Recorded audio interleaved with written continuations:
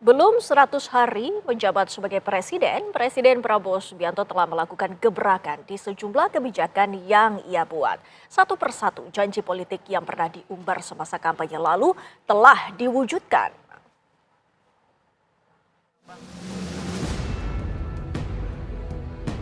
Belum 100 hari menjabat sebagai Presiden Prabowo Subianto telah melakukan gebrakan berani di sejumlah kebijakan yang ia buat. Satu persatu janji politik yang pernah diumbar semasa kampanye lalu diwujudkan. Tidak tanggung-tanggung, sejumlah program andalan digelontorkan Prabowo di masa ia belum menjabat 100 hari sebagai Presiden. Salah satu kebijakan yang paling ditunggu adalah kebijakan menaikkan gaji guru dan upah minimum nasional. Pekan lalu, kebijakan tersebut pun diumumkan Presiden Prabowo Subianto secara resmi. Guru ASN mendapatkan tambahan kesejahteraan sebesar 1 kali gaji pokok. Guru non-ASN nilai tunjangan profesinya ditingkatkan menjadi 2 juta rupiah per bulan. Kita ambil keputusan untuk menaikkan rata-rata upah minimum nasional pada tahun 2025 sebesar 6,5%. Untuk upah minimum sektoral akan ditetapkan oleh Dewan Pengupahan Provinsi, Kota, dan Kabupaten. Gebrakan 100 hari kepemimpinan Prabowo tak berhenti sampai di situ. Presiden Prabowo juga membuat kebijakan berani terkait ibadah haji. Di bawah kepemimpinannya, kini penyelenggaraan haji tidak lagi di bawah Kementerian Agama, melainkan di bawah kemenangan Badan Penyelenggara Haji. Presiden Prabowo juga terus menekankan agar tiket pesawat dapat turun sebelum hari libur Natal dan Tahun Baru tiba.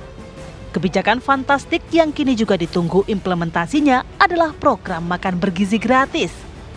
Program yang rencananya mulai diimplementasikan pada 2 Januari 2025 itu diprediksi akan menelan anggaran negara sebesar 800 miliar rupiah per hari. Jadi saya selalu menilai bahwa setiap komunikasi politik yang disampaikan oleh pemerintah, kebijakan-kebijakan baru itu nggak bisa dilihat dari satu sisi aja. Tapi harus dilihat secara komprehensif kondisi perpolitikan di Indonesia saat ini sedang gimana. Penyampaian hal-hal bagus yang didengar oleh rakyat ini kan tentu saja berdekatan dengan era pilkada. Momennya ada. Di pilkada tidak mulus 100%. Tingkat partisipasinya rendah. Ada beberapa terjadi anomali. Kemudian dissenting opinion yang disampaikan Mahkamah Konstitusi disinyalir diduga ada lagi keterlibatan PLT, PJ kepala daerah, kemudian bansos itu juga disinyalir ada lagi. Sehingga harus ditenangkan juga, maka kemudian muncullah program-program ini. Nah, makanya dengan kebijakan-kebijakan yang menyenangkan kan, kayak misalnya tadi Ratih nungguin harga tiket pesawat turun, tapi kan implikasinya adalah ada keinginan dari pemerintah untuk menurunkan harga aftur gitu misalnya. Apakah itu serta-merta mudah kan? Nggak gampang juga gitu ya. Terus kemudian ada insentif buat guru.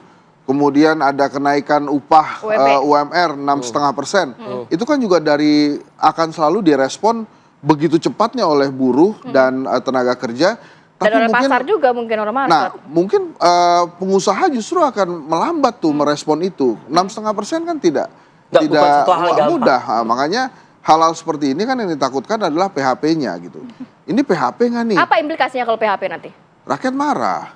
Akhirnya Pak Prabowo kena cap lagi. Walaupun begini, saya standpoint-nya adalah sebelum lewat 100 hari, nggak apa-apa. Silakan aja dicoba. Masa kita belum apa-apa langsung ngejudge ini nggak bisa, ini nggak bisa, ini nggak bisa. Silakan aja dilakukan, tapi harus transparan kan. Tim TV One mengabarkan.